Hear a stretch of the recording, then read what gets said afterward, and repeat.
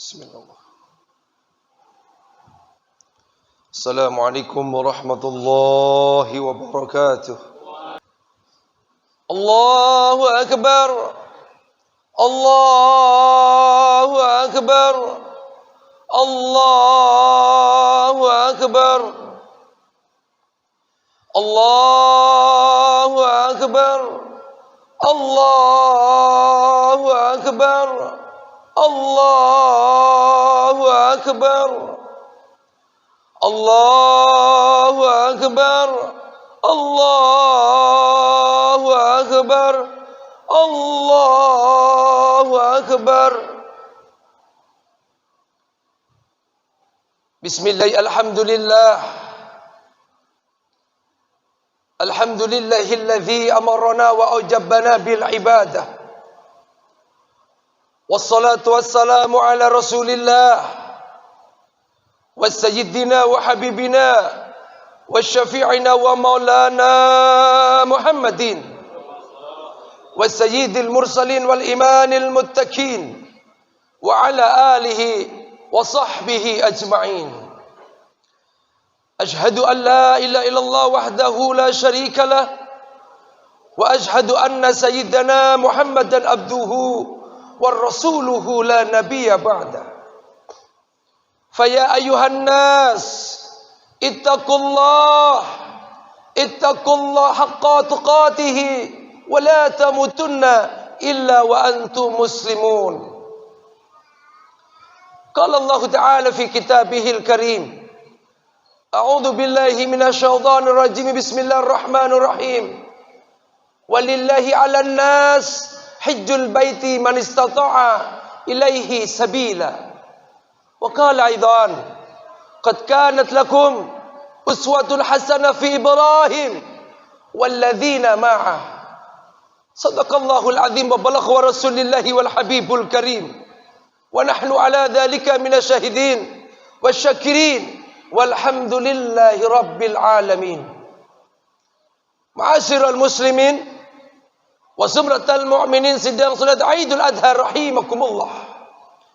Bersyukur kita kepada Allah dengan mengucapkan kalimat hamdalah. Kenapa kita bersyukur?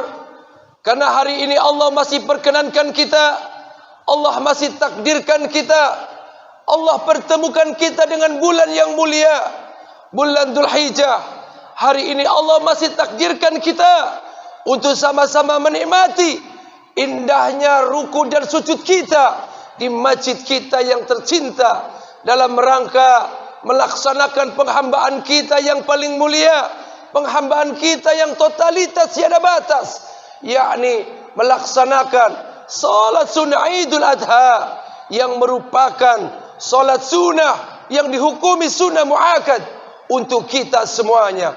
Mudah-mudahan salat sunnah Idul Adha ini adalah salat sunnah yang terbaik dalam sepanjang hidup kita.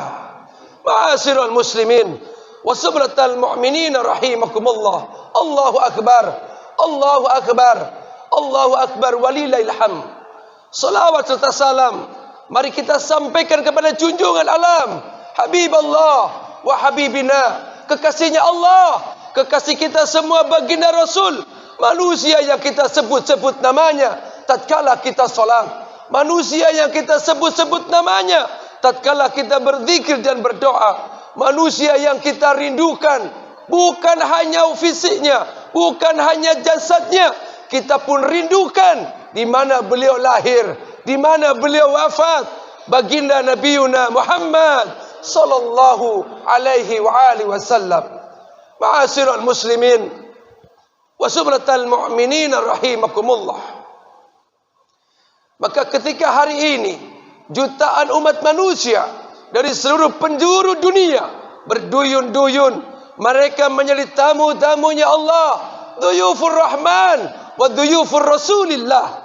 Mereka menjadi tamunya Allah dan menjadi tamunya Rasulullah sallallahu alaihi wa alihi wasallam. Maka kita doakan mereka, saudara-saudara kita, handai tolan kita, kerabat kita, guru-guru kita, orang tua kita yang hari ini sedang Allah panggil dengan panggilannya, labbaik Allahumma labbaik, labbaik la syarika lakal baik innal hamda wa ni'mata laka wal mulk la syarikalah. Mereka Allah panggil dan mereka datang. Mereka Allah jadikan tamu-tamu istimewa. Allah jadikan mereka tamu-tamu yang mulia, menjadi duyufur Rahman wa duyufur Rasulillah. Lalu hari ini kita yang masih ada di tanah air, hari ini Allah tidak takdirkan kita menuju makam Rasul. Allah tak takdirkan kita berada di Mekah Al-Mukarramah, tapi tidak mengecilkan hati kita. Karena pada akhirnya nanti kita akan sama-sama datang dan berkunjung ketika Allah hadirkan kita, ketika Allah mampukan kita, ketika Allah memanggil kita menjadi tamu-tamu yang istimewa. Ma'asyiral muslimin wa sumratal mu'minina rahimakumullah. Allah berikan kita kewajiban. Ada yang bersifat harian, yakni perintah kewajiban kita yang harian adalah perintah solat 5 waktu. Satu kewajiban yang harus dikerjakan setiap hari. Tak boleh tidak. Tak ada alasan kita meninggalkannya. Ketika tak mampu berdiri, duduk kita. Ketika tak mampu duduk, berbaring kita. Dan seterusnya, tak ada uzur untuk kita. Dan ini adalah perintah Allah yang harian, solat 5 waktu. Dan solat ini adalah tiangnya agama. As-salatu imaduddin. Maka tak ada kalimat untuk kita para umatnya baginda Rasul mengatakan tidak mampu untuk melaksanakannya. Lalu yang kedua, ada kewajiban yang Allah berikan kepada umatnya baginda Nabi yang kita laksanakan seminggu sekali, yakni melaksanakan solat Jumat untuk para kaum laki-laki. Tak boleh kita tinggalkan kalau tak ada udzur syar'i yang menjadi alasan. Dan ini pun menjadi satu kewajiban yang harus kita laksanakan seminggu sekali, yakni solat Jumat. Ma'asyiral muslimin wa sumratal mu'minin rahimakumullah. Lalu ada satu kewajiban yang diberikan kepada umatnya baginda Rasul setahun sekali, yakni melaksanakan ibadah saumur Ramadan, ibadah puasa yang baru saja kita lewati bersama. Dan ibadah puasa tak boleh di antara kita meninggalkannya kecuali ada udzur syar'i yang kemudian kita mengkodonya di episode selanjutnya.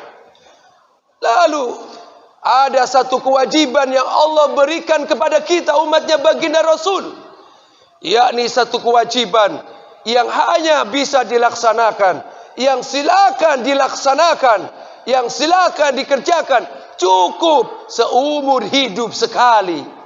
Apa itu? Walillahi 'alan nas hajjul baiti man istata'a ilaihi sabila, yakni ibadah haji. Kenapa kalimat walillahi 'alan nas? Demi Allah, walillah, karena Allah. Karena ibadah haji adalah sesuatu yang harus lillah, karena Allah subhanahu wa ta'ala. Siapa mereka yang Allah mampukan? Siapa mereka yang Allah panggil? Siapa mereka? Mereka yang mampu dan Allah mampukan sehingga kita bisa mendatangi Mekah Al-Mukarramah, ruku sujud kita di Ka'bah Baitullah. Ma'asyiral muslimin wa subratal mu'minin rahimakumullah. Allahu akbar, Allahu akbar, Allahu akbar, walillahil hamd. Maka momentum hari ini kita di tanah air, mungkin kita belum Allah takdirkan, tapi yakinlah pasti kita akan menjumpai panggilan-panggilan itu. Karena hakikatnya kita dulu ketika di alam rahim, ketika kita di alam arwah, Allah telah panggil kita. Allah telah panggil kita. Labbaik Allahumma labbaik. Dan kita menjawab panggilan itu. Maka hari ini kita hadir di masjid kita yang tercinta juga merupakan panggilan Allah, yakni panggilan salat yang merupakan daripada perintah Allah dan Rasulnya. Ma'asyiral muslimin wa sumratal mu'minina rahimakumullah. Maka hikmah ibadah haji yang hari ini sedang dilaksanakan oleh saudara-saudara kita, handai tolan kita. Banyak rukun yang mereka kerjakan. Salah satunya adalah menggunakan kain ikhram, memakai kain yang tak berjahit. Apakah itu hikmahnya? Itulah perwujudan bahawa kita ketika mengakhiri episod ini, siapapun kita, tak ada yang mampu kita banggakan. Status sosialkah, status jabatankah, pendidikankah, kekayaan kitakah, semua tak ada manfaatnya. Kenapa? Di hadapan Allah semua kita sama menggunakan kain kafan. Maka kain ikhram yang hari ini dipakai oleh saudara-saudara kita yang berhaji adalah satu simbol bahawa ternyata kita manusia tak boleh berbangga-bangga dengan dunia, tak boleh bersombong-sombong dengan kekayaan. Seberapa banyak investasi kita, seberapa banyak kekayaan kita di hadapan Allah tak berarti ketika engkau tak bertakwa kepada Allah Subhanahu wa taala. Ma'asyiral muslimin wa sumratal mu'minina rahimakumullah. Karena pada akhirnya kita akan menggunakan dua kain yang tak berjahit.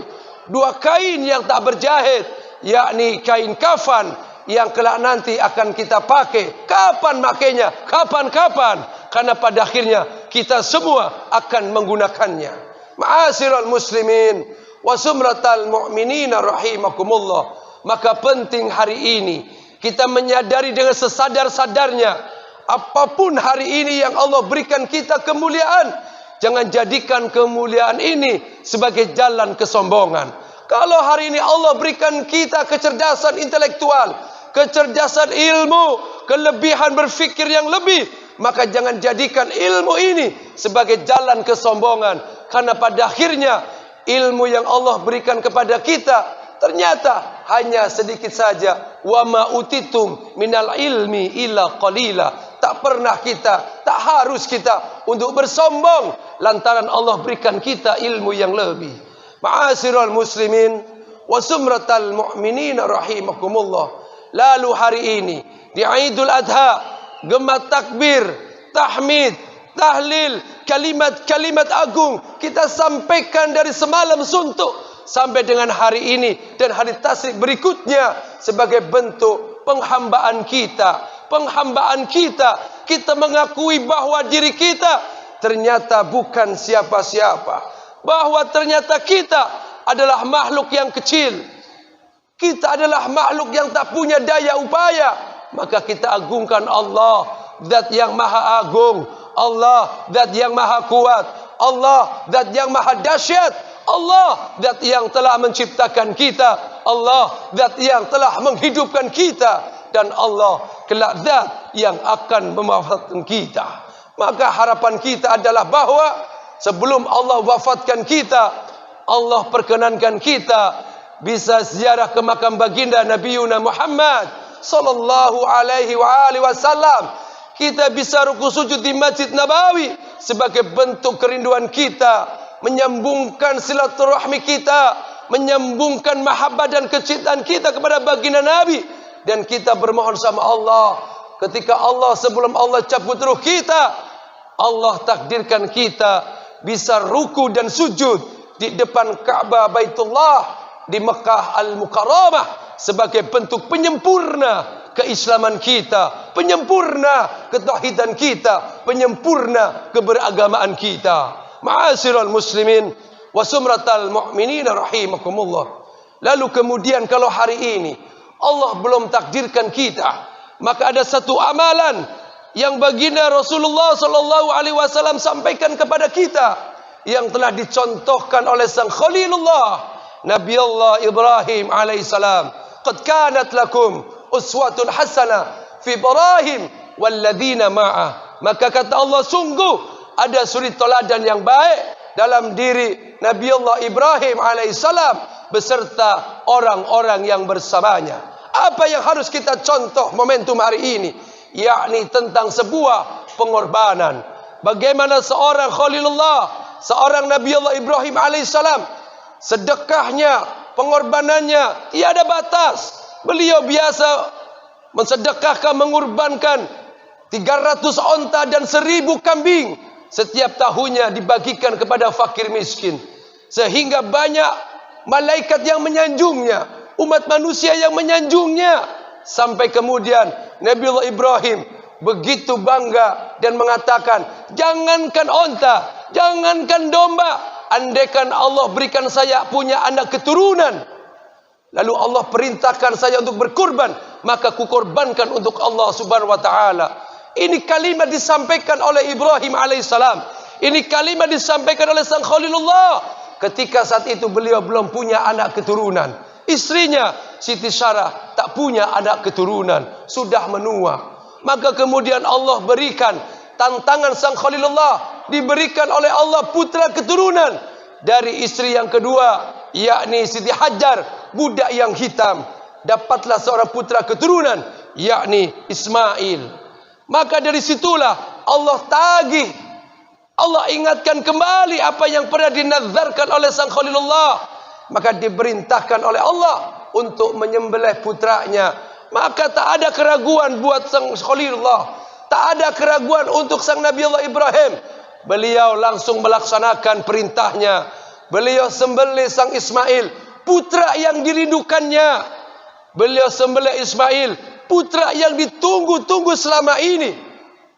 Tapi karena ketaatannya membuktikan bahwa apa yang beliau sampaikan, jangankan kambing, domba, jangankan onta, andaikan aku diberikan anak keturunan, ketika Allah perintahkan kukorbankan, maka kukorbankan. Maka hari ini beliau memberikan sebuah keteladanan, yakni sebuah pengorbanan yang luar biasa. Apa hikmahnya? Apa yang dapat kita ambil? Ma'asyiral muslimin wa sumratal mu'minin rahimakumullah. Allahu akbar, Allahu akbar, Allahu akbar, walillahil hamd. Hari ini kita tak harus mengorbankan anak kita. Hari ini kita tak perlu menyembelih anak kita. Tapi yang hari ini perlu kita korbankan adalah harta yang kita miliki, investasi yang hari ini kita banggakan. Buat apa kontrakan yang berbanyak? Buat apa mobil yang mewah? Rumah yang megah?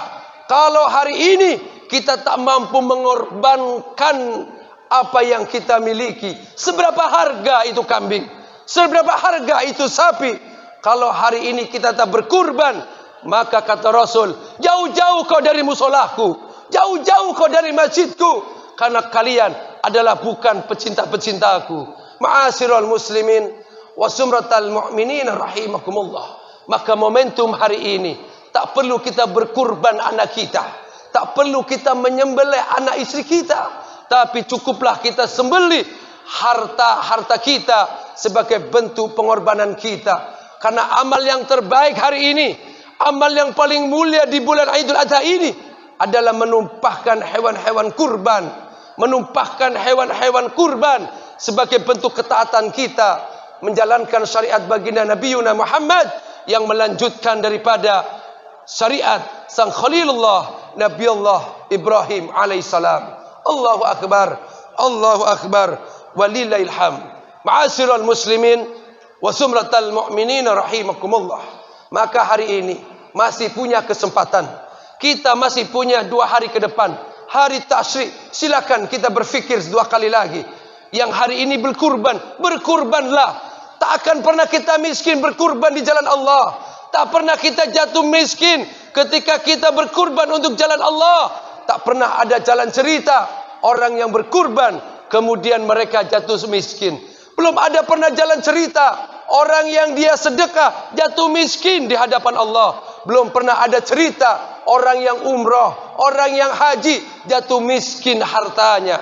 Tapi yang hadir adalah bahwa keberkahan-keberkahan itu akan menyelimuti kehidupan kita. Ma'asyiral muslimin wa sumratal mu'minin rahimakumullah.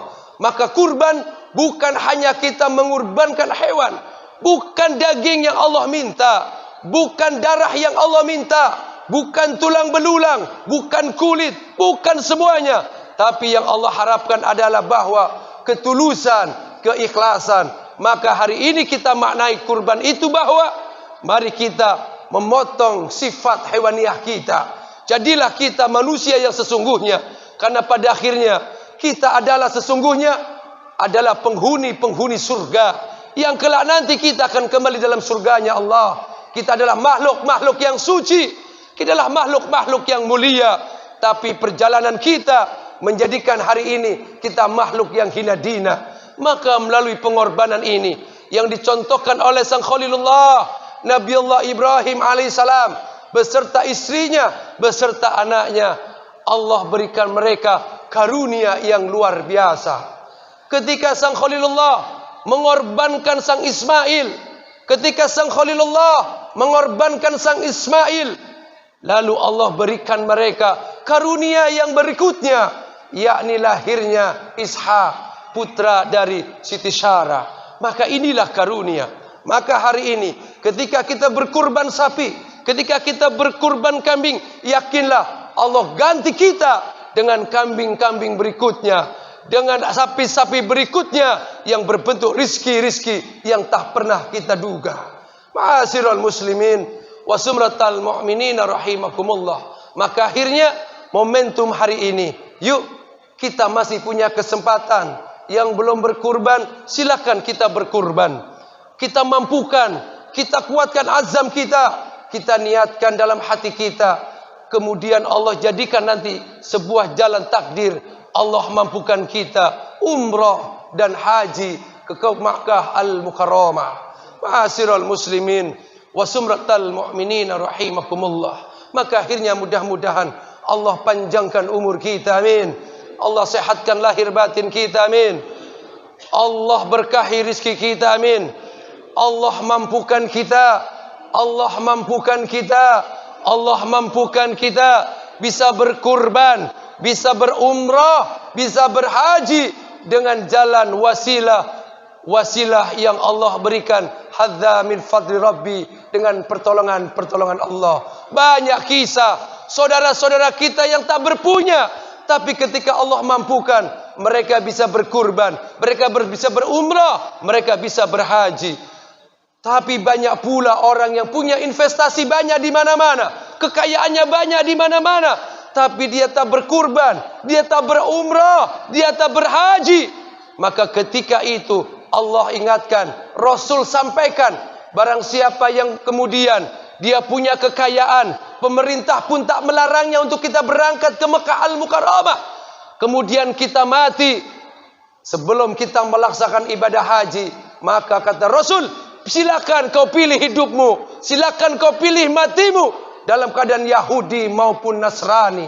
Maka ma'asyiral muslimin wa sumratal mu'minina rahimakumullah, jangan pernah berbangga kalau hari ini kekayaan kita banyak, harta kita melimpah, tapi kita belum pernah ibadah haji dan umrah. Rasul ancam kita, silakan kau mati, pilih dalam Yahudi maupun Nasrani. Na'udzubillah, tsumma na'udzubillah. Mudah-mudahan Allah mampukan kita, Allah mampukan hati kita, sehingga Allah ringankan hati kita, Allah ringankan langkah kita untuk bisa berziarah ke makam baginda Nabi Muhammad, ruku sujud di Ka'bah Al-Mukarramah. Allahu Akbar, Allahu Akbar, walillahil hamd. Ma'asyiral muslimin wa sumratal mu'minina rahimakumullah. Maka mari setelah salat Idul Adha ini, mari kita saling bersalaman, saling menikmati bahagia kita, dan kita saling mendoakan. Mudah-mudahan Allah kumpulkan kita bukan hanya di Masjid Al-Ikhlas ini, tapi Allah kumpulkan kita di Mekah Al-Mukarramah, Allah kumpulkan kita di Jabal Rahmah, Allah kumpulkan kita kelak nanti di padang mahsyar, kita menghadap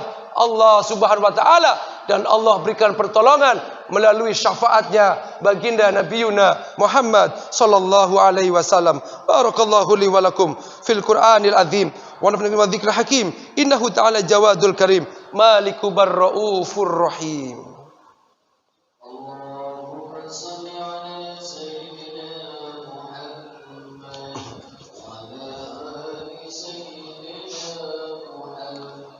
Allahumma salli wa sallim wa barik wa sallim ala rasulillah. Ya Allah.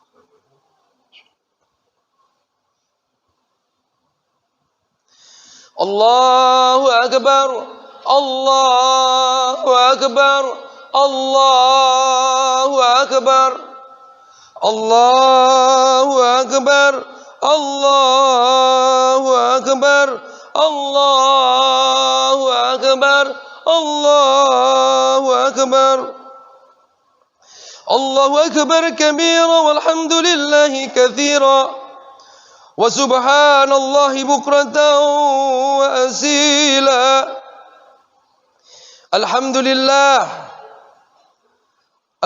على قدره المترافل والتوالي أشهد أن لا إله إلا الله وحده لا شريك له طرق بها في درجة عالي وأشهد أن سيدنا محمدا عبده ورسوله دون الأصاف اللاتي فقدهما عقد الدلال اللهم صل وسلم على سيدنا محمد وعلى آله وصحبه مدى الأيام والليالي أما بعد فيا أيها المسلمون رحمكم الله اتقوا الله حق تقاته ولا تموتن إلا وأنتم مسلمون واتقوا الله من استطعتم وادعوه وكثروه فيه وتقوى فاستطعتم مواضيعه وعثروه فيه من الصادق استغفار والتكبير فقد أكرم الله بذلك إرشادا وتعليما